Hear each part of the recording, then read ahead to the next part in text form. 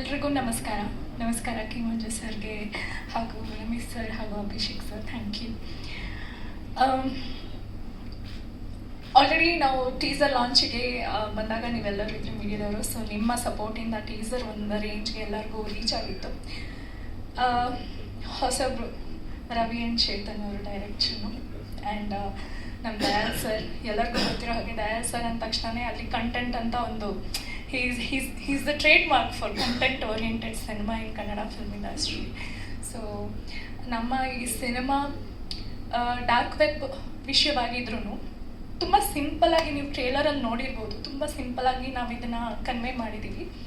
ಸಿನಿಮಾದಲ್ಲೂ dark net ಅಂದ ತಕ್ಷಣ usually dark net ಅಂದ ತಕ್ಷಣ ತುಂಬ ಹೈಫೈ ಸೈನ್ಸ್ ಫಿಕ್ಷನ್ ಆ ಥರ ಇರುತ್ತೆ ಅಂತ ಅಂದ್ಕೊತಾರೆ. ಬಟ್ ಕನ್ನಡ ಇಂಡಸ್ಟ್ರಿಗೆ ಅಥವಾ ಸೌತ್ ಇಂಡಿಯನ್ ಫಿಲ್ಮ್ ಇಂಡಸ್ಟ್ರಿಗೆ first time dark web introduce ಮಾಡುವಾಗ ಯಾವ ರೀತಿ ಜನರಿಗೆ ಅದು ರೀಚ್ ಆಗಬೇಕು ಅನ್ನೋ ಒಂದು ಕಾನ್ಸೆಪ್ಟ್ ತಲೆಯಲ್ಲಿ ಇಟ್ಕೊಂಡು ಮಾಡಿದ್ದಾರೆ ರವಿ ಆ್ಯಂಡ್ ಚೇತನ್ ಅವರು. ತುಂಬ ಸಿಂಪಲಾಗಿ ಮಾಡಿದ್ದಾರೆ. ಸಿನಿಮಾ ಓವರ್ ಹೈಪ್ ಮಾಡ್ತಿಲ್ಲ, ಬಟ್ ಡೆಫಿನೆಟ್ಲಿ ಇಷ್ಟ ಆಗುತ್ತೆ. ಸಸ್ಪೆನ್ಸ್ ಥ್ರಿಲ್ಲರ್ ಜಾನರ್ ಇಷ್ಟ ಆಗೋರಿಗೆ ಡೆಫಿನೆಟ್ಲಿ ಇಷ್ಟ ಆಗುತ್ತೆ. ಮಾರ್ಚ್ 7ನೇ ತಾರೀಕು ರಿಲೀಸ್ ಆಗ್ತಿದೆ.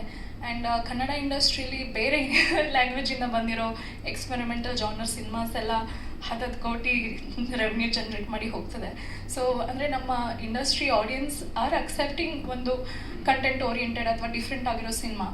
ಸೊ ಆ ನಿಟ್ಟಿನಲ್ಲಿ ಈಗ ನಾವು ಒಂದು ಧೈರ್ಯ ಮಾಡಿ ನಮ್ಮ ಆಡಿಯನ್ಸಿಗೆ ನಮ್ಮ ಕನ್ನಡ ಸಿನಿಮಾನ ರಿಲೀಸ್ ಮಾಡ್ತಿದ್ದೀವಿ.